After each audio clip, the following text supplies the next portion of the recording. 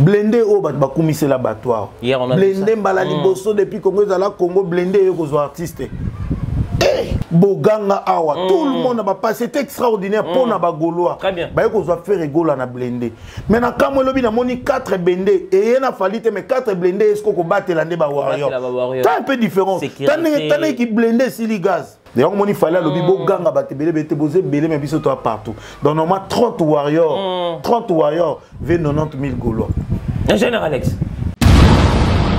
Non seulement fallait que l'OP Sabadon, yo ganga bien. Très bien. À l'OP Sabadon na ba école, à l'OP Sabadon na ba hôpitaux, mais fallait apesiper badon na ba boutique. La boutique. À sali que ba boutique, ba teka bilamba lobby, ba teka bilamba pembe, ya zune rien. Bref, on est faire abete kuna pembe ba ke belete. Combien de gaulois ba battre? Combien de gaulois ba battre la bilamba pembe za la. C'est ça le problème papa, tu batala la couleur à batu. Tout le monde qui na deux stades, tout le monde ba couleur à battre. Il y avait pas de. Pour ebiso rien que ba bimisa batu tout ba la bal ba que non, tout ro ba chèque ba kota. Fallait nga mata podium te déjà ba mise ba nga ba bimate biyo nga tonga to demander to bina téléphone to bi bandal et biso to kana bandal to bi bandal pina déjà bandalungu ano zo ka to bi ba vie na biso ba wera son ko ba koma populaire ou ba komi fallait braliment tsa mbongo bela beta ba concert ya ofele ya ba plein air ba beta na ba changu ça dit que soki lelo fallait azaki na temps anga beta ba komi tant des ozanga tant que les ozanga pour ba programme eleki belé parce que ko beta ba komi nyonso fele engelo ba te ke fallait komi na suka te po bana bandal ba warrior bandal ya matonge ya kasavubu ya kitambo ya ngingiri ya centre ville ya gombe ya ngalema ba koyela bino pe kuna na changu. Donc aussi ça gamba moko si la paix mutuna mutazonga na coin na ye mercredi jeudi na changu. Donc on a le bagage dans terrain motobi to za ezana Saint-Thérèse ezana terrain municipal à Massina. Donc mercredi jeudi na changu. Entre les deux on. Entre les deux toto lengo ta et puis to l'équipe mamoko fait histoire. Mitolité misunga oyo ya Grace Mandela la pétrolière oyeba ke eyena idéologie ya sika donc soki papa to mama avali kopela awa na kati bakini komitungisa te ya kotinaka mbongo na kini kaka soki obengi na numéro oyo oza mobimba ndeko yo na kini akozwa soin de santé gratuitement na clinique misunga batieli bino wifi ya opele surtout ke babali na internet au début donc soki ndeko na yo avali kopela olingi oyeba état de santé na ye okoki kobenga ye sale kukuma ozwa ata interférence na nzela. Maman, bonne santé. Nakomi bien. Soki ndeko na yo azwi occasion ya kozwa basoi na mitolité misunga yebake kuna na ntongo oza mobimba na petit déjeuner mpe na pokwa yebake badive ezali mpe na pointe po okolia okondima te ke ozali na hôpital bazali na basale ya opération. Sans oublier test oculaire donc aux amobimba et la mitole misunga et que ça la misuna yo et son à l'oukola na commencement la clinique misunga bazali pe la dentiste mino et kozonga tumu bien misunga ba traiter kapé cataracte yebake o komona pepele ya mbetolo lokola kaka éclairage public ya New York misunga ta santé c'est ta vie alors la clinique misunga oyo ya Grace Mandela, la pétrolière. Est-ce que ezali ezate? Et voilà, merci mesdames et messieurs, bienvenue sur votre chaîne Fimbona Fimbo News. Je suis là, Amiral Chama, le king de la presse. Bonjour, bonsoir, c'est le palais à laquelle vous suivez cette émission. Cette émission est produite depuis Kinshasa, la capitale, 13h, heure de Kinshasa. Nous sommes là toujours pour vous servir, mesdames et messieurs. Vous savez, l'actualité reste l'actualité. C'était hier à Kinshasa, l'artiste Fally Ipupa à l'occasion de 10 ans de sa fondation Oyozala qui n'a terrain municipal. Tout le monde qui l'artiste a payé Warrior cadeau. Il y a un terrain municipal gratuit sur la Tiga Pembe au côté de mon comment les stades étaient inondés et les Warriors respectaient qui mot d'ordre il y a respecter mot d'ordre artiste à PC bon il y a Bilamba Pembe. On va parler ça avec un grand monsieur ingénieur Alex Mboma. C'est avec ingénieur Alex Mboma tout le monde a décortiqué cet événement l'artiste à Banda qui au non badon à orphelinat l'équipe école et Sikatanga à PC Bakaya PC Badon Oyo et CPLC partout dans le monde entier. Je dis un grand merci à notre équipe qui était en compagnie. Merci beaucoup à vous et nos gars de la caméra. Merci pour notre Moussala Kitoko. Merci à Wouski, Ouchi, Aza toujours au four et au moulin, Aza la machine, Aza la réalisation de cette émission. Merci aussi à l'assistance de Macron. Merci à Ten Pianama Kizembe pour la confiance. Nous sommes là toujours pour travailler. Et je dis un grand merci à mon vieux Odilo Mampouya, Kotalanga depuis Paris. Merci pour votre soutien.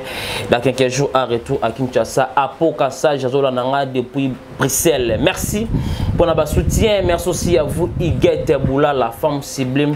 Azamoro Nakati à Paris, Iguette Boula, merci pour votre soutien. Merci à mon vieux Diesel London, agence Ezamoro, aussi la transfert et à colis avec beaucoup de sécurité. Contactez Diesel London pour nous assurer na colis, pour chiter. Merci à vous, Maréchal et Souvé, Ié Sabalobi.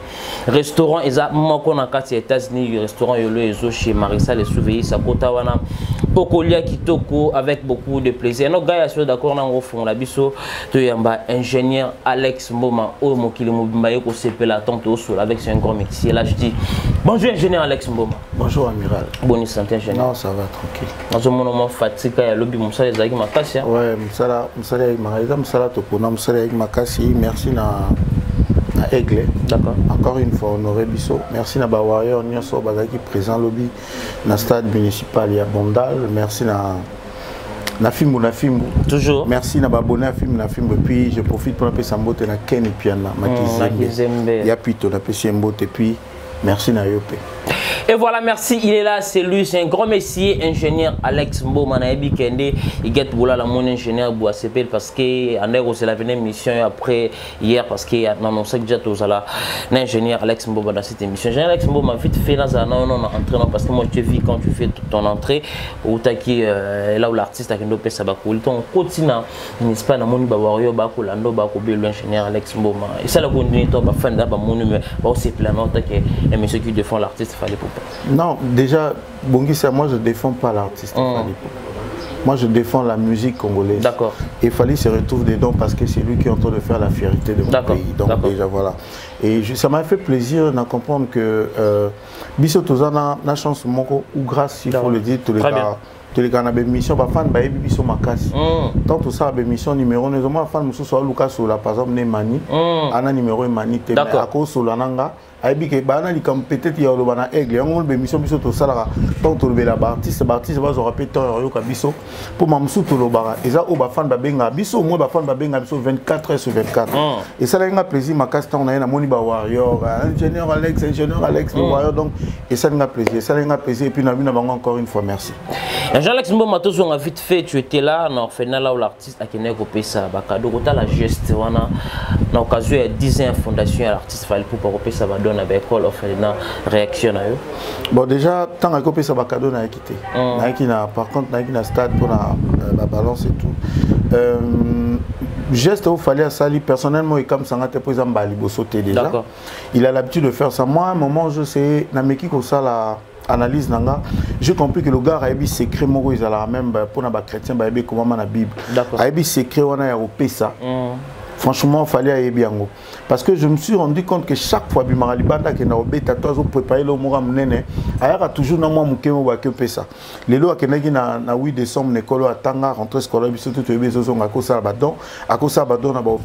je pense que les lois qui peuvent falloir dans maman a toujours la tête haute. Ou s'il arrive à s'en sortir dans tout ça, parce que quelque part, nous avons de la raille. Très bien. Donc ça dit que traité de mais moi je me rends compte que nous avons respecté la norme et la Bible parce que chaque fois qu'il est en train de faire des dons, chaque fois qu'il est en train de partager quelque chose à quelqu'un, je pense que Dieu entend le bénir. Prière que bateau on a pesi bango bazala basepela et puis batanga na mabondeli na bango. Je crois que ça force il a fallu quelque part yango moni malgré ba bitumba et kende zonga fallait ça toujours la tête haute. Je comprends que où je pense que yemoko pa yebi azo préparer yo arena nae a kono beta concert ya munene histoire à vie nae na histoire à Congo. D'accord. Ça dit yo arena na concert histoire à munene vie à falité mais eza histoire ya Congo fallait qu'il y ait Congo lui-même. Donc ça dit au moins le Congo c'est de place pour la France. Donc ça veut dire moi je pense que c'est une très bonne chose tant azo kono pe ça ba donc maman mo boya ou mais la salle 6 mois dans l'hôpital abimaraté moi na komina obima mino na hôpital parce que ayebi ninga osala te pour aboter peut-être na césarienne à cause de 700-800 $. Parce qu'il fallait ya foutelier. Ça dit prière à maman à chaque fois ba no mona mwana na eza nzambe pambola fali. Vraiment. Bat musu bo kanza ba prière ba maman eza blague te yango moni ata batu bazo pour na ba finga ka maman fali ata batu bazo pour na ba dénigrer famille ya fali fali azo mataka parce que zana ba maman moko bo mi balé misatu oh chaque jour balala ba mona ka bana na bango chaque fois bazo la mukana chambre na bango ba lo banzambe pambola mwana mbalo fali pour na likambo ya sala et directement ezo bundisa sans qu'il fallait ça l'effort. Ils ont bondi ça bateau nyonso bazoya contre ba mambo basala maba fallait. Je pense que c'est à encourager. Pourquoi pas ce artiste musu super basalango parce que sur le lot hormis ce qui est fallu aujourd'hui ba trophée ba salle et tout. So bitoke kota ba don. Na si on appelle numéro 1. Il y a artiste na biso. Ça dit chaque fois de temps en temps Azarawana yaka tout le temps qu'on soutenir bat hormis ba don apesa on a mis des vidéos à sungi pe bande ko na mususu ya braza. Très bien. Oh ba comment une opération passe fait tu as combien de ta kufa ba longole o ando fala tindi ba tindi mbongo ba zue ba opérer et chaque fois maman on a bandolo ba Nzamba pamboulé, nzamba zo pambola fali. Je pense que quelque part Dieu est en train de combattre pour lui par rapport à tout ce qu'il fait. Et voilà, merci. Il est là notre invité, l'ingénieur Alex Mbom. Ingénieur, tout on a vite fait dans le municipal là où c'était les productions de l'artiste. Fallait pour pas tout le monde artiste à cela qui a lancé mon à cinq na ba fa na ba warion bala tateni mais ba respecter mon d'autre ba sombi ba t-shirt mais partout na Kinshasa. Réaction au là ba fan ba respect d'abord mon d'autre artiste. Donc moi déjà dès que on a vraiment un commentaire ça la parce que lui-même il le dit plusieurs fois ba warrior ba fan te ba comme famille et puis ba warrior les na vie na bango fali ou rien. C'est-à-dire un warrior a tout ma pato kiti c'est-à-dire ata fali a comme yemba isu bien te. Imagine que ba fan ba bi que fali a yemba te bango ba yemba bo pesa ye kiti donc ba boy na bango ta yemba ba pesa kiti avant na bango ba yemba na bango c'est-à-dire eza bato eza moi passion longola warrior mutu ya fali ko longolé fali. So comme moi j'ai toujours dit un artiste et je profite pour le dire malgré peu importe ce que les fanatiques sont en train de faire il fallait faut d'accord na lobango 1000 fois na bémission na bandeli sous ça c'est une façon de directement lui-même plus que batbo lingue mingi plus que succès au mata plus que yep il faut travailler mingi d'accord parce que ya mongo boye comme pété que non monde pour ba musicien ba fan ba linga ke ba yemba banze munaye ayebini que soit na concert ba yemba banze munete tete place union sur les alabonte sur les émission mon en direct na TV5 en live ba warrior ba zalate pour ba yemba tozana pour ça to artiste yemba moi hier il m'a fait plaisir et je vais juste demander à travailler les sous-soupés makasi pour succès au mata binemi bazo comme musale zo comme mingi album zo comme mingi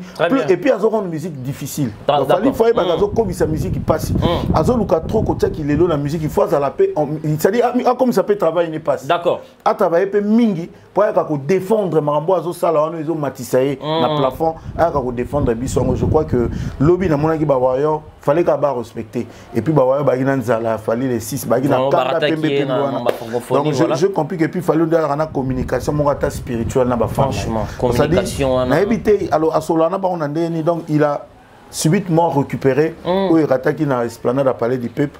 Bien sûr que ça a été brusque, on se passe à 2 jours à organiser le Bongo et puis l'équipe, je dirais bravo à l'artiste.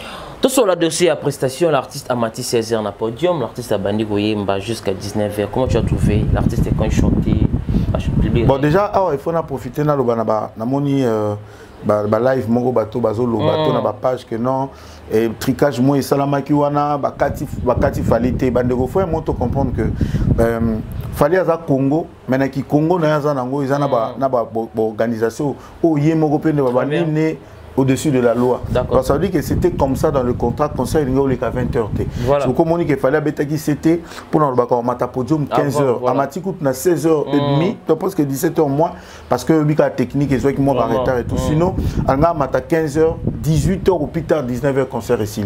Bato Bagui na concert Bamoni, nous de la matière 2 reprises. D'ailleurs, une fois même, fallait Zungi Saki Azeli et Penza. Pour Ebissaï qui ça la signe, il y avait les autorités. Place on a battu derrière, il faut que fallait avoir une négociation au Kala. Akena abandaki yango na Tata Raphaël, à Sengindolo, à Sengaki du sous Martin, mais c'était pas possible pour Bapé.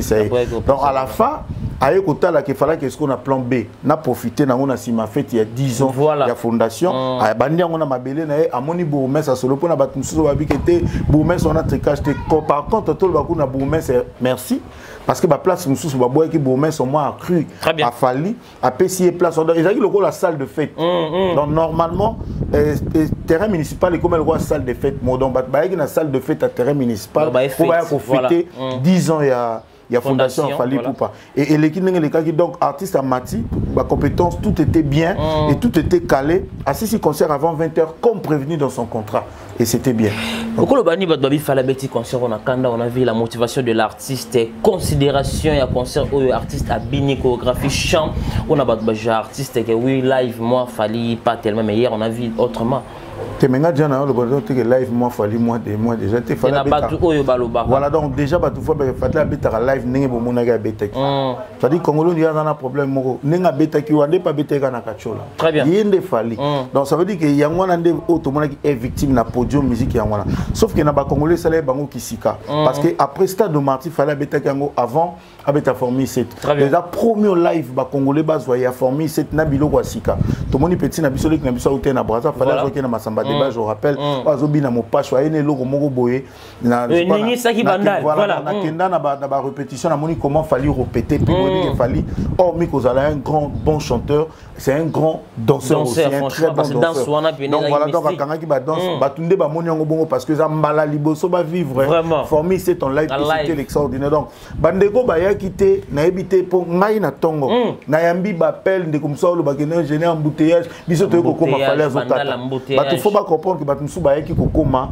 fallait concert aussi batu msu ba kanisa que non ba koyana ba on peut 20h concert aussi la 0 € c'était pas le cas vraiment déjà moi je dis félicitations na tout était calé nous soit qui bien fallait à l'actif sous de quoi à niveau et qui professionnaliste na ba tune obi nga dans le bali solo mon on a bandi ko travailler na fallait de 2006 tina 2009 OK na kenane na ba voyage na beti kutu solo mususu lobi na ba chemin dans cinéma boyi ba susu na yiba ba mbonda ngana jino orchestre qui dans la frontière à cabine biso to landina vie do bis ngeke de boze la ba mbonda so ya poto ya nango banine et tout donc ça dit na yebi na participer na ba stade ko na ba selmi ba kokolo kopa na donc ça dit na yebi moi ba prestation belé ou en ba live ya fali mais lobby na yeki komona isusu que fallait baki si susu et loko moko na o ya yebaki et j'ai compris que équipe au bazo travailler na fallait baza membre professionnel je crois qu'on a vu même ingénieur au bazo tambola na yé et tout au ba travailler na yé au bazala déjà na ba au bazo ya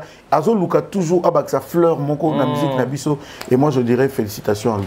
On a vu hier fallait annoncer biso système encore tout le monde mo ça va couler dans la production à promettre ba warion semaine prochaine jeudi mercredi j'ai des lemba rouge normalement ils a bilo mo ezala na déjà oui marambe belé fallait azo sala et bilo mo musu total on a ba filmer d'accord musu total on a ba série noko ndia ko mo memela biso ko to mo na opeke rouge ko salama oui bi ngana moni ba bo limisa na tout abordir na même déjà permis bato ba yeba musu ba lobi ona pembe pembango eloni ne sali mais bino bo sani awa ndeko na biso artiste na biso pe ya mboko faire école d'accord asala pe barbecue mona bandala musika na binote pembe personne n'avait parlé de ça pembe d'accord bagolo pe balata pembe ko ba lukel bagolo ngambu balata pe pour ma propre ba la biso ba image to mona plan ezalaki au final après ezali pe barbecue au fele très bien ba ya ba la biso to mona kuna so to moni place wana faire abeta pe na eka ko rappeler ngo batu bango mo ba lukango voilà ta on a loba on ya ko beta ba bordi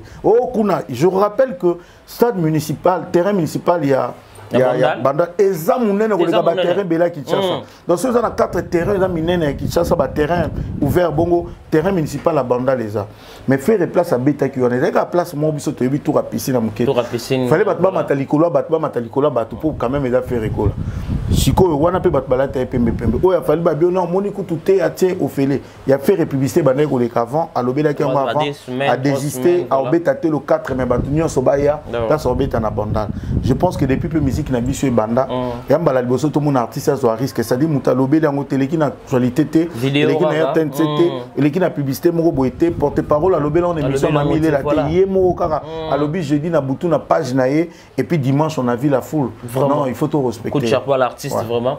On va évoluer l'artiste à promettre Bisso 2024 double stade de Martyr. Tout le monde déjà va créer l'ombre affiche. Samedi, dimanche 2024, Martyr, double stade de Martyr. Bon, moi je pense que on dirait Falipe à tester sous popularité. D'accord. À tester qu'on dit Mayaba Warrior. Parce que copé ça message à Bongo jeudi n'a pas quoi dimanche à mon tant à mon il faut la comprendre que t'es. Ah puis là na bat balinga qui a signé double Martyr pour me taper tant wazata. Bah venir sur bawe rassemble bah beta bah 3 je sais pas 3 fois Martyr na habité 3 ou 4 ou 3 fois. Mais à betango na abeti après abeti 5 fois. Babeta ba 5 fois Martyr ma babetango progressivement mais ko beta ke landani samedi ba bakete ba lali na stade sous ba yel sous lobby avant mutaliboso je pense que ce qu'il fallait à Saliango pour amiki ko tester popularité na qui na comprendre ka na populaire parce qu'il pouvait dire que ça a quoi pour le bakeza nango fait il y a fondation bon ba ne connaît so ala posa ala taper me to kuta na showbiz par exemple voilà toto kuta na chapiteau ya Pullman et effectivement champagne mais to ko signer terrain parce que ba tout peut faut ba na bandal c'est pas tout le monde et plus que tout bato baote bangali ma kitambo et tout bana bandal nan bango moko bato belé ba kité yango monika eko comprendre que ba warrior baza partout olé ba warrior musuba le la tika kende la bango sko na kota chango akabolma injili na katikati to ayeki koto yo akesiko elwana nuance za pe kara tester sous popularité ne abongisa da mona que na double stade de Martyr et dans la missile parce que moi je vous dis par rapport au qui lobby parce que y a lobby ne toko benga on a moins danger muke pour ça qui tikotak à lobby batu fo baya mais ce que bato ba qui lobby bato ba on atende ka ekangi ba page tout y en a ba ole la babi fallait nazala c'est que na changu eza mabe mais tenia on a changu on a usandi national Alex eza peut bien quelque part Alex peut popéto et bien na olobali kamba teni o teni au moni concert au fallait beti lobby soka taki tenité ce qu'il fallait taki tenité batonga ba ku lobby. Je vais t'expliquer. Parce que ça veut dire que Moutouna soit à côté de nous, on a pas chez Genakati. Parce que on a eu un concert, tout le monde a concert, mon héritier n'a kermé, c'est là qu'il y a vu un épisode Francis Kalom. D'accord. Mais un épisode des autres, des agents concert, on a héritier, bah chez quelqu'un qui va cataler, petit n'a pas pantalon. Oh là là. Mais si qu'on fallait, il y a qui que papa chez Gauzulé la map pembala, pour lobby yoka sur la parfait bando manastat. C'est-à-dire, yemo pena discipliné, bah tout le monde n'a mutagi na posa ya. Yo iba ibi mutu chombo même pas batala tombe ba téléphone sur la parfois permet na permet la carte oyiba mutu ndeni chega za été donc ba chega batika ka libanda pour moi ba ko chega kota voilà ta pembe pembe moi otala ka été à moi na côté donc c'était une façon il y a ko discipliner pe bat et puis moi je dis que conseil est gratuit effectivement mais pour na ba warrior est gratuité ba tout faut pe ba comprendre to nuancer pour na ba warrior est gratuité les prix à payer c'était il faut aller acheter il en bas pembe pembe biso to iboko za na ba valise blamba 10 mais pour une fête on a posé sommer la base on a ba veste le président Mbouta a cause appelle ba veste belé la garde-robe mais ba biso les anniversaires Alex a tape na bia faut na la télé pe veste moi et surtout son habit que na fête na faut la ta veste bleu attends na ba bleu on a komi kala na somba c'est ça dit les warriors ont mis de l'argent il y a de ceux là qui aiment le luxe ba warrior ba lingi luxe ba somba ba dépenser ba $100 ba $50 pour na bilamba donc ça dit quelque part concert on a pour na ba warrior qui gratuité parce que le billet là qui là ta pembe pour côté il y a mon ticket sauf que ce qu'on fallait asungika ba ta boutique ba ça na mbongo tu se comprends ceux qui sont victimes et puis na ba boutique moi te ka bilamba pembe alors ça la jeu à commerce tout le monde a loué ça instrument ça $50 yo le bitel je n'ai na $100 ngana bi que ça $50 il en a transport na carte même c'est bon OK Nandimi $100 na zo edo pour ta frère nanga zo charge à transport yo que CP le lobby que ingénieur d'argent on a cop à commerce il y a ba faire na bi que na perdre nanga te na dépenser déjà $50 pour le transport zo charge dans transport ngo penga $100 nango ekota na caisse mais yo moninga mutu malamu donc normalement sauf fallait za kinelo moko F victime ba te ka ba boutique ba permettre nga to comprendre que noko abeti penda plan donc ba futi billet pas nete même bongo ekoti na caisse à victime mais au moins na ki mutema malamu na ye non seulement fallait que nous puissions s'abandonner, yo ganga bien. Très bien. Nous puissions s'abandonner dans l'école, nous puissions s'abandonner dans les hôpitaux, mais fallait appeler s'abandonner dans la boutique. La boutique. À sali que la boutique, batte kabilamba lobby, batte kabilamba pembe, il y a une rien. Donc le warrior leur billet qui sont bien là. Prévané warrior pendant mi soupe ba qui te pose à lamba pembe. To bukana te po. Non là c'est vrai. Combattre là un jeune combattre les lamba pembe dans donc c'est faux à la warrior. Donc vous à la propre. Bon voilà. preuve en effet rabeta kuna pembe bat ba ebele te combien de golo ba te la bilamba pembe za la c'est ça le problème papa to batala la couleur à batu to mona ki na deux stades to mona ba couleur à batu tout le monde est bateau, tout le monde peut bateau, et na TV. Donc ça veut dire que combien de fois ils sont propres. Je te dis, tout le monde était propre. Tout le monde était en bling bling et c'était beau. Bah musicien en bling bling, ça dit soko talo lobby. Bah tout bon sani terrain municipal et abondant. Si ko elo quand na mona ki so elengi, on dit ayebaki. Bas sponsor bazate. Qui bal bas sponsor ba ki ba décorer ah ba sans décoration. Et qui pendant sans sponsor décoration de kara bling bling. Les warriors et fallait pour la réunion mo ya famille. Et la réunion en famille ba louer ba kitité to vendre ba salon to rana na famille. Et c'était beau, moi je dis que félicitations encore à lui donc bateau bazoloba. Oh non boité ceux qui concernent ya qui gratuit. Gratuit pendant de toi non mona. Bah viens me sauver à son braliment tiens bien obéta na sainte. Ça dit mutu toi batbanga ba kufa na banda. Là tu as raison. Batbanga ba kufa. Pembe wana empêcher marambo ebele. Ça dit na ebi c'est moi tete maintenant ordre parce que mutu ebisanga na kate so bongo combien de chèques. Il y avait pas de pour na biso rien que ba bimisa batutu ba ba que non tout ba chèque ba kota. Fallait nga mata podium te déjà ba mise ba nga ba bimate biyo nga tonga to bimande to bina téléphone te to bi bandal et biso to kana bandal to bi bandal tina des bandalungu ano zo ka te mais lobi bandalungu discipline parce que na chega omona moi yo ibo chombo ete pres oyi ba maman ko chega pour nga na to tambola to propre sur la parfum pembe jomo ayeboye o pena chega donc ba chega bon pe ba musika na ba warrior moi ba pusana il y a de chega warrior aussi très bien. Mais moi ba ezate ba leli ka ngana yake ona ngana kabole ba cheke musumbongo ba leli vieux di capte moni di capte vieux peme na otala na réseau na bi ah Manu Lubaka qui n'a pas tenu t-shirt mando pesa fala pesa tanga ngona ki no pesa ba cheke wana ba leli ba bi to moni fali na podium teto tanga ba cheke ba tonna na commune plein ba yoka na nenga musika et puis la police azoki ba instruction moko que muto aza pembe ta poussa na kutu na portail bazozongi sabatu et puis eloko mususu likambo blindé likambo blindé papa na biso fallait azaka mystique ça dit fallait azola sabato ke botika kolobe belé na ki danger blindé o bat bakumise l'abattoir blindé mbala liboso depuis Congo ezala Congo blindé yo kozo artiste ah vraiment et ça la bien bande qu'on a biso beau peut ça respect na artiste na là c'est vrai tout respecter Ferregola non sérieux tout respecter c'est un grand artiste de notre pays to bima na ba futilité na ça dit fallait entendre de vous répondre c'est important le bamazo graisser biazo blessé bino pinda boganga awa tout le monde ba passé c'était extraordinaire pour na ba goloa ba yoko zo Ferregola na blindé maintenant quand moi lobi na moni 4 blindés et na fallait mais 4 blindés est-ce qu'on battre la ba warrior c'est un peu différent t'as qui blindé si les gaz. Donc ça dit qu'on dirait bateau babota misika bako katake blindé zelo moso e bimi c'est que la présidence est bimi donc blindé ko c'est Michael Jackson mais est-ce que lobi na comprendre na moni 4 blindés ça dit moko e kendo aux artistes na biso ferré babaki soumisa to komi 4 lobi zaki na banda na tout nisiko ba blindé e kendo aux fali zoka fallait un jeep normal ba blendon ezaki na ce que kengela ba fan donc de l'autre côté que ndeko soit leader mais na côté ba warrior et kengela ndé ba warrior donc ça dit qu'après on a minimisé le blendé donc tout le moyen mon akata makambana et c'était que moi je dis merci à Fali et l'équipe Nemo. On va voler mesdames et messieurs, il est là, c'est lui l'ingénieur Alex Mbo. Mais Alex Mbo manteau sur la montée pour la couleur rouge. On a vu quand l'artiste a annoncé couleur bah doit interpréter en couleur rouge makila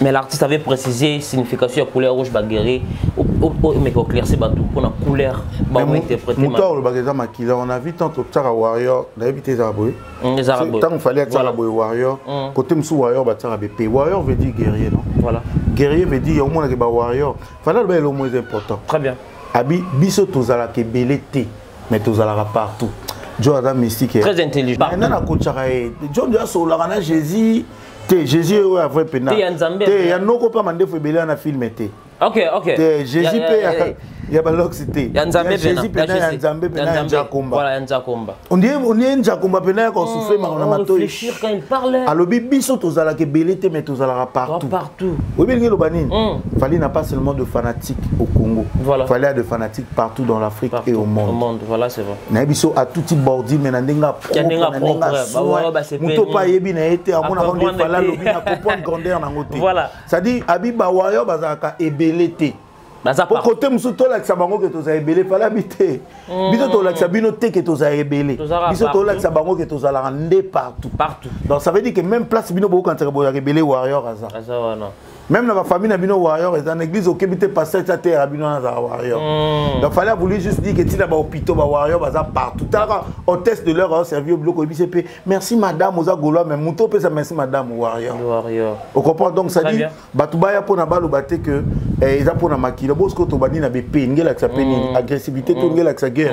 Et il y a warrior. Ça dit que warrior, si vous voulez parler de Makila, oui. Warrior, donc ça veut dire que so otier. Warrior veut dire que il y a une force à Fali. Warrior bazala wana baza touré boyena be tout autour à Fali. C'est-à-dire pour atteindre Fali banana ko boma ba warrior. Tout le monde a film moko Sparkis, je sais pas quoi. Au monde a que guerrier Spartakis. Merci beaucoup. Assistant. D'accord, c'est bon. Voilà. Général Alex. Voilà. Donc total la film maintenant ils ont guerrier, ça veut dire que Bazo doit 300 guerriers, donc 300 warriors. Bazo ko bundana plus de 6000 personnes. 300 warriors, 6000 personnes mais bazongi. D'ailleurs il fallait le bibo ganga batebele bete bozé belé mais biso toi partout. Donc normalement 30 warriors, 90 000 Gaulois. Général Alex. Bolim sangana tse komba gola bino mombo kola bolba que non faire az adversaire a Fali. Yango pe na tie. Donc ça dit 30 warriors, 90 000 Gaulois. Parce que 30 warriors ba koko défendre la musique à Congo, ba koko défendre artistes. Mais so tient 90 000 Gaulois. Ba lobe lo côté ba ba lo biso kaka meilleure voix. Ça dit ba baluke si comme on a 90 000 on est dans la sensité. Mais 30 warriors ba ko défendre la musique à Congo, ba défendre artiste Congo lui-même, ba défendre ba trophée et puis ba bimi pe ba guerrier quand des bazar. Je pense que tant fallait attendre avec ba taper rouge quelque part boyebi tchango. Avec ba ba aller belé pour battre la pe bilambe baté. Rouge cause moi tâche au RVC. Et puis ça va faire beau rouge et kitoko. Et ngelo ba pas forcément maquiller kitoko. Oyebi mutu moko lobi. Fali pena komi na suka na monde ba page mo ekomi. Fali pena sili mutakumo beta ba concert au Félé. Aule akota mbonga zo dépenser mbongo ebele na ba concert au Félé. Yango le réseau boma fait. C'est ça les problèmes. Na otanga kombo yango le réseau boma bango. Amiral. Très bien. Oyebi ba vie na biso ba wera son faut ba koma populaire ou ba komi fallait braliment tanga mbongo ebele beta ba concert ya au Félé. Ya ba plein air. Ba beta na ba changu, ba beta na ba mbinza na ba zone na kati kuna, ba beta na ba kanluka. Ne komi ça ba vie na biso ba wera son populaire. Oh.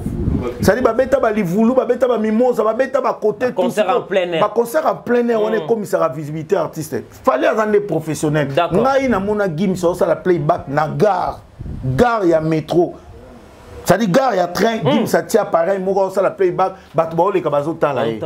Au papa Coca-Cola ça la publicité Coca-Cola. Très bien. Ah ça la publicité. Yango le réseau boma bango stratégie. Ça dit que ceux qui lelo fallait azaki na temps anga beta ba komi. Tant des ozanga. Tant ka réseau zanga pour programme eleki belé. Parce que ko beta ba komi nyonso fele engelo baté que fallait komi na suka té. Ce que ça qui bon c'est que bat répétaraté. D'accord. Malgré qu'il fallait une répétition à chaque lundi, ce qui vendredi. Malgré qu'il danger à faire une belle voix, ma répéter à chaque jour. C'est ça la musique. Musique il faut bosser à côté tout. Donc fallait les lots, à ce pour préparer double martinet. Abandi promotion en haut. Très bien. Yo quand tu c'est déjà promotion voilà. Professionnalisme abandi déjà promotion à double stade de martyr na au beta dans mois d'octobre abandi en 2024. Il faut et puis les lots fallait pas ligner article là. Bah warrior provision et bilingue. D'accord. Oui pourquoi? Fallait tant que voyager à quelque chose na Congo il a peut-être mois de janvier. Janvier ou février. Siko bah européen bah qu'on vivre bilingue na You Arena. Après You Arena bah quel sous au Wembley. À Robert sous qui na Belgique né tous autres. Siko bah warrior les bâtis à la côté bana mawa. Article là bah provision et bilingue. Abino pour na la linga rabino. Il y a un moment Kabolu qui chasse en D. Azara qui na nord ya Kinshasa. Tout oiseau qui na sud ya Kinshasa. Bah warrior bah c'est la pe bâti kana provision pour le bague bino po lelo tant on fallait que beta na You Arena musala ba warrior obezani eka ko sambela simba ba sambela simba eleka bien ce que ba warrior ba tele ko la pe bon provision papa voyager tiki no basaka masangu basaka loso basaka semul bo ce n'est pas ba voisin te bo liati mko na ozonga donc fallait pe nazo tiki la ba warrior provision ya formule 7 ba tiki lo yo ke lo msuste entre temps azo ça la pe promotion na ye a tester pe sous popularité na ye parce que batu bazo lo balo pe trop quand tu dis qu'ils sont partout. À quel sujet on a tchangu? D'accord. Dans bateau facilité, c'est que boyebi kopo n'engezala. Très bien. Normalement, so ba vient biso ba wera son ba JB. babeta bango pe ba concert ba plein air bo mona ba brandement ba tia ba mbongo belete peut-être bango za pena popularité au barana donc et joue un grand rôle lelo so au côté internet OK na bandali solo beta manani parti sénat so bazate Congo na Congo monsieur Congo na monsieur Congo fali na fali mon te ga maman na stratégie siko kutu stratégie mo ga sala on pe na ndemo afo yango bato balinga kolanda normalement so bo ngbo landa bo sala exactement le ko la fali c'est bo za ba adversaire na été donc bo tiki la biso makele ke bo très bien poto mona ke boleki fali ça le bino faut bo annoncer concert bo beta lobby lelo bo annoncer que concert eza lobby to moni foulé wana nde to ndimi mais so ki bino pe bo annoncer ka 2 jours avant c'est bo sali re bo landika ki malanda ngulu mais ki malanda ngulu na bino ngo 0 et sali re donc c'est bo ngbo la sa performance bo sala koleka wana c'est bon annoncer concert bo beta lobby lelo bo annoncer concert parce que même quand on parle de Tchango, il y a un espace à 2 jours. Très bien. Et puis moi je rappelle ici que Momoni na Tchango a fallu imposer un podium parce que on a lundi temps à l'obé on a monné maintenant qui bimbangu pas dit badia tabi mais ni bazu musala ga likola donc voilà bazu musala ga likola podium na minute on a petit concert ici là qui ba ouais bazu mais ba bureau fallu monter comme balu déjà ça dit ainsi il faut tika la groupe pour que neto ça et ça a 2 jours le toi lundi le mardi dernier jour donc mercredi tokutani sus siko ngana zo banga ke jo yo ka pe sus mercredi wana ape c'est sur programme sus aka kapal pour moi tout ça le biono azo taba moyenne mazana ngwe belé papa mutalu jet privé 1 mois amninga na hôtel c'est pas facile hein amninga na hôtel na ba moyen et puis il faut pas que fallait na ba maison de disque belé OK le lobby coûte na mona ki surpris na mon ba t-shirt moko ba tia monganga na sima eh je pas signer sous na monganga parce que monganga donc ça dit fallait avoir ba sponsor ba mona na raté na ba sponsor ba mona na ba sponsor ba sala en silence na ba sponsor ba sala na makelele bon moné bongo té boka tata et puis pour ça la bongo Warner ce qui Warner président Zara Warner et yebi mambo fallait tout ça d'accord et puis ndenge zalaga au moins combien de drones na stade plus de 5 drones. Il y aura 5 drones dans les Arabes, la qualité. La chaîne étrangère, Bazaraki. D'accord. Bateau, Batambolago, Balandara Falina, c'est Libanda, Bazaraki, ne va matière drone. T'as la image en internet dans la communauté Nabiso. Quand tu as la communauté internationale. C'est pour montrer que le gars il est fort. Faire un bête qui peut bling bling, balobé la ngoua. Pour que la image en a bon. Bino moutou faire un concert éthique là. Les Awapi. Donc ça dit pour dire que la grandeur on le mesure pas. Ce qui les lobes on a pour ça beaucoup ma grand beau travailler car beau ajout beau ça va stratégie. On a le ban appel c'est un conseil. Beau travailler ma cassi. Il faut avoir une très bonne équipe, beau renforcer ma stratégie pour d'abord comme beau rêver. Bozo rêver ko ngana zo rêver na lata kitoko ndeti nzoka yo so somba ki bilambango ngana ko tuna mbongo na ko na musala te ofutanga pona zo mbongo na ko sombela mbola ti mais na okanga déjà que non lo wala te lo te wala ngako na kola tonto na osala ku tuna pona zo mbongo donc ça veut dire que fallait je pense que coup de chapeau les Warriors 2 jours na bandal les bandalungwe c'est-à-dire bata nord koto ba Warriors koto ba l'accès qui pendant que non fallait ou rien.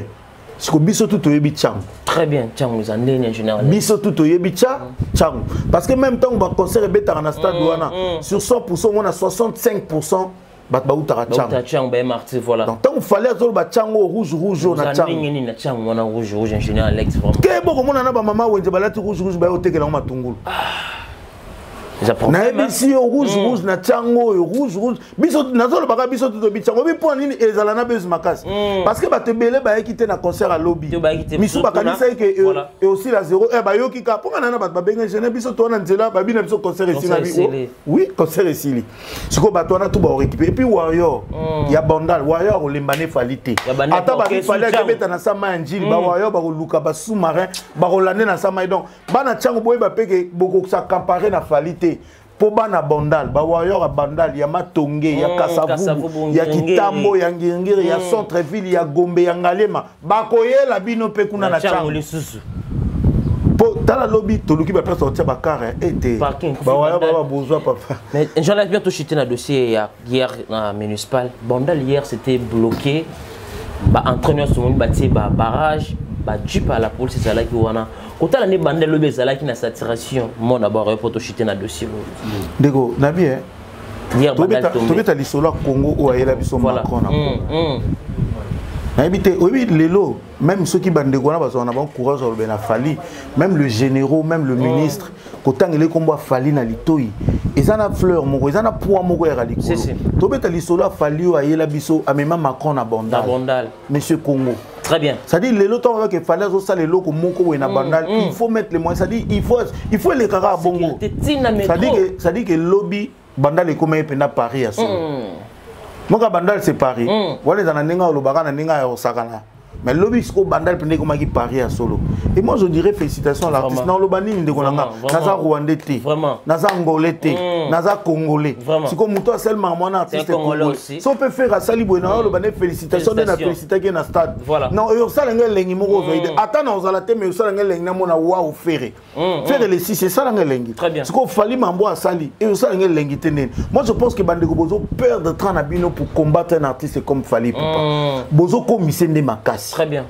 Tala siko fallait comme ici na niveau, ça dit il fallait comme salon mutema lingi na Congo. Na Congo. Ça dit fallait pena comme on dirait, oui moi na mo abi ba botega ye moko. Très bien. Maman na ni moi na ngale la te. Il fallait comme salon mutema lingi donc alala la muki na obeta dimanche bat baye. Ali kola podium centimètre juillet, na obeta na tsangu mercredi bat ba rozala. Ça dit comme salon mutito au mona ka appel la muki abi bon na bengi bat neso na otonga wenze bon ngaku derrière ce pourquoi je dis ce que je vais demander. Voilà. Bato ba olinga fallait ça les locaux. Moi je demande pas à travers l'émission il y a quel piano na film et donc il fallait que ça la marché moko il y a kitoko ko ça la mona Bandal té pour Bandal les hommes belé na o donc tala pena centre entre Bandal Tchangu na kat au sali marché mo ba pesango marché Fally Ipupa ba maman ba ka otika wana bien protégé et à la propre et à ba conditions normales mongo kotaka na caisse à l'état. Très bien. N'habitez ça au comprendre. Moi, c'est que je demande, voilà. Oh, fallait à ça l'école, oh, peut-être comme à ton nom, école à Bawarrior, total, à si comme mouton, il a fallu, ailleurs, au bois, au sommet, on a fallu. Donc, ça dit, fallait ça, la marché moderne. Marché ouvert, moderne, mon copo n'a pas quinoa. Très bien. Au sali, pendant marché, mon n'a pas norme. Il y a marché moderne, bah, pesango combat, combo, marché Fally Ipupa, et au tic à la libellati Congo et au Koufa. Très bien. Président nyonso akoya gouvernement nyonso akoya akokuta marché de to benga grand marché de la liberté tout ce marché Fally Ipupa. Très bien. Ba maman ba ka oteka wana ba boutique ba ka osumutabi OK puis na ke na marché ya Fally Ipupa. Je pense que ça là moi c'est ce que je vais demander à l'artiste Fally Ipupa. Et voilà, merci là, il était là notre invité l'ingénieur Alex Momengien to changer page parce que c'était important tout soit temps tout sur le dossier c'est un grand événement à l'occasion de 10 ans de l'anniversaire des fondations de l'artiste Fally Ipupa. On va changer les sujets pour tout chiter nayo. On a vu le match des conseils Ranson à Londres. Comment tu as trouvé la prestation? Il y a conseil le roi pour Rachel le Castille le 26 août à Londres. Bon déjà on a parlé de prestation il y a Ranson à Albert Arabia.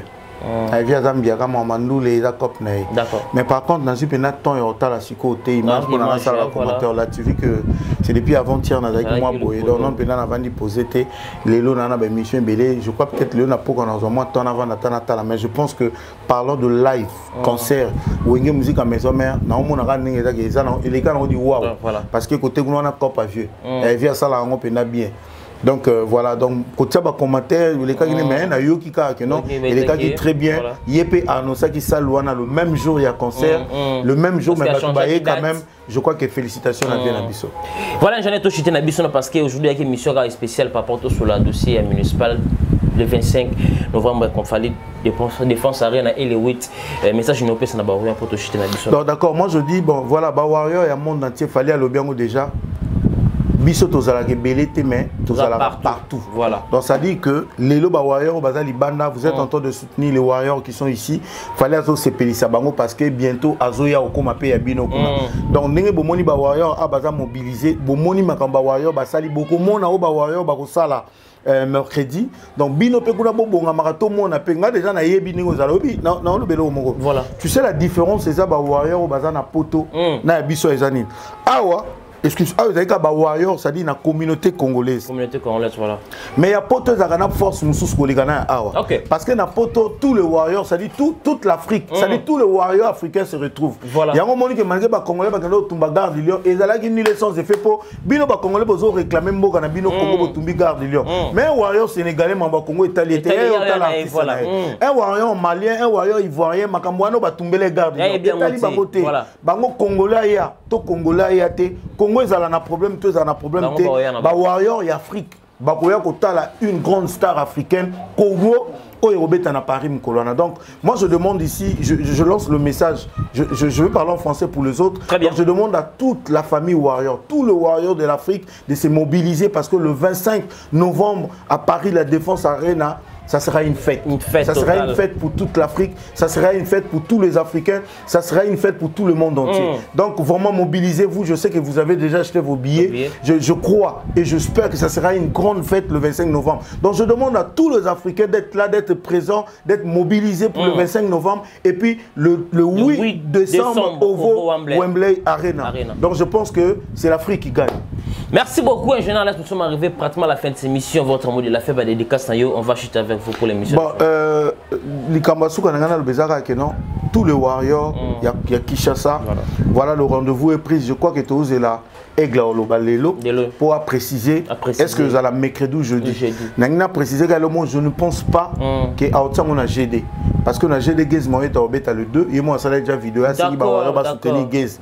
Donc je ne vois pas falloir au bêta avant concert à Gaze parce que la majorité paye à fan pour balinga Gaze mawet ba Warrior. Donc déjà ngo bomoni ka tatonaki likola podium pour bandaki na jeudi après ko insister sur Tchangu parce que on dirait conscience zongela qui était na jeudi déjà ba Warrior na jeudi déjà ils a la possibilité au moins que ils allande musu mais je ne pense pas na jeudi ils a la possible parce que Gaze mawet au bêta le 2 ils a la possibilité vie na au bêta avant. Je pense qu'ils ont un Tchangu. Donc je demande à tout le Warrior et à Kinshasa en particulier les Warriors à Tchangu. Bobanda déjà que somba bilamba rouge. Rouge et belé. Rouge, chapeau rouge. Ça dit, bon tu la pena bola ça pena bandal qui vous avez partout. Voilà. Vous avez belé mais vous avez partout. Ça bola ça pena bandaluma to ka sur la parfait rouge. Na bandal to ka sur la parfait pembe. Na Tchangu sikoto ka sur la parfait rouge. Ça dit tout le monde pena yanke ya Tchangu mais abimi lo kwa mutauti mikili. Voilà. Pour balba que Tchangu kuna nde sapu. Tchangu ndenze la poto. Donc ça dit tout le monde pena que joua mutalati rouge mais ya sapu nga kuna osenga na aigle suprême amatise la biso ba sapeur ya bana njili ba la ta rouge Nicolas podium. Et ça la bien ba sapeur tout ya bana njili bola ta sko rouge mais on sape. Donc aigle ya babino pena Nicolas podium. Donc jour wana tout le monde pena moni pena dans ba yanke liberté. Mais jour wana yanke pena télé bo alo bano français. Absabi marche Warrior, bien rouge sur la parfait. Donc yanke jour wana on comprend que yanke alors yanke na liberté mais ça la peine iPhone. Donc ça dit jour où on a une discipline on a mercredi n'engo zala kitoko vraiment na Tchangu donc mercredi na Tchangu ba oyiba mutute mercredi na Tchangu embouteillage aux té mercredi na Tchangu mutu nyonso za na respect pour mutane na posa saleté té bato bando sokola mardi na butu ba ida osmi sokolela très bien mercredi na Tchangu ba sokoli susu donc bilamba repasser à tali kotoyo ba jeune muso azaka luki mne na mapembe za tazu ka javel atina ma chemise noire à côté na javel tanga bimisi be komi pembe mais ce qu'on rouge jusqu'au lo ko sala bongo ezate ça dit bo banda ko luka bani na rouge très bien bo banda ko luka bilamba rouge bana Tchangu po aigle ko sillonner likola Tchangu mais yeba ka mataye mote na bandal aigle matena ba kombe d'accord a matin ba kombe likolo donc bande ko so boyebi kombe moko azo traîner na ba côté États-Unis kuna boyebi c'est non mon continent sinon musala te au matalisu donc aigle mercredi a ko sillonner likola Tchangu mobimba wana donc ça dit que bana njili bana bibwa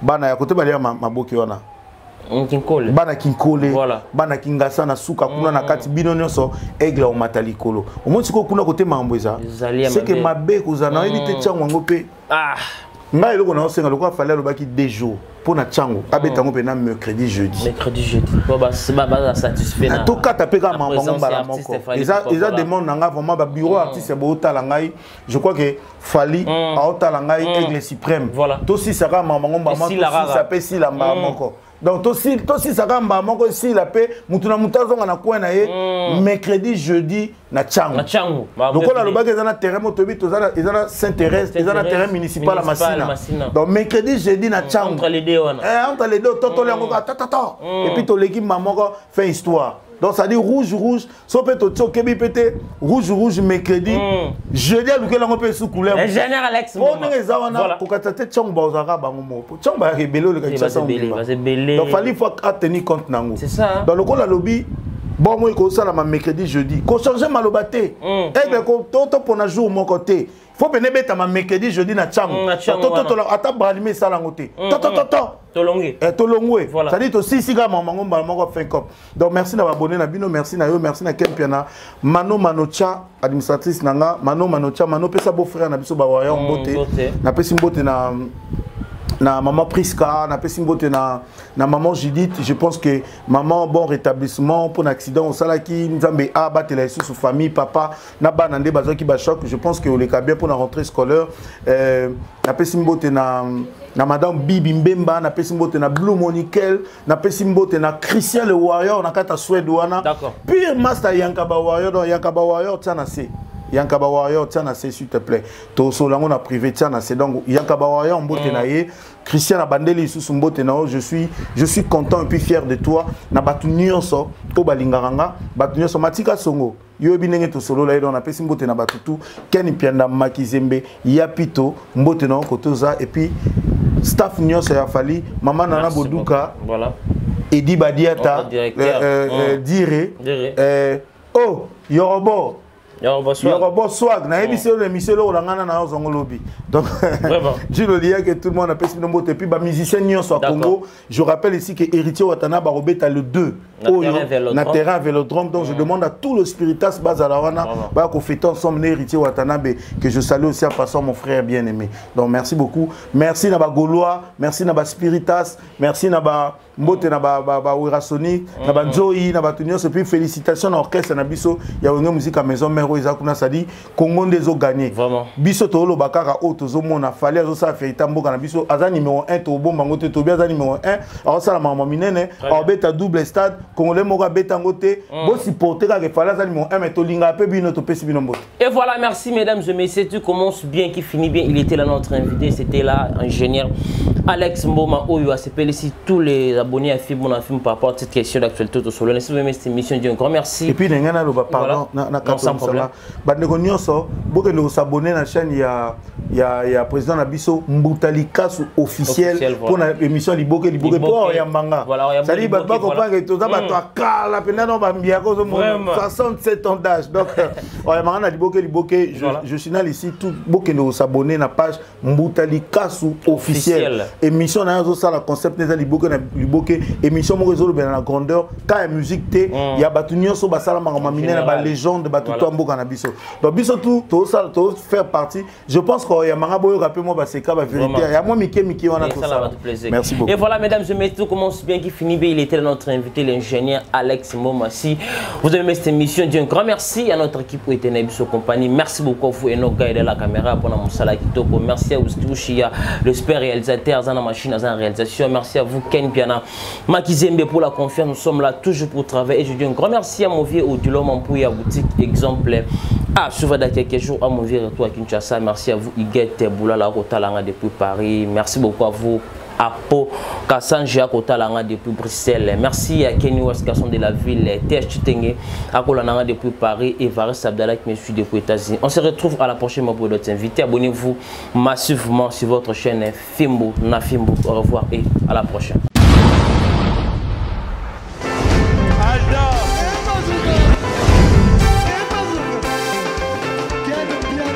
Personne m'a conduit, le monde est bien. Ailleurs, il y a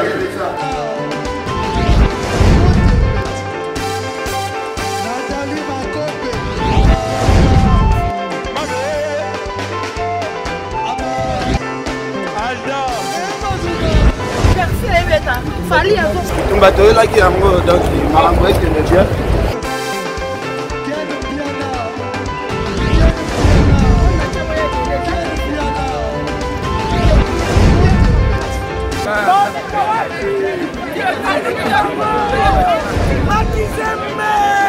Ah bon? J'ai des mon conduit. Ouais. Ah, ouais.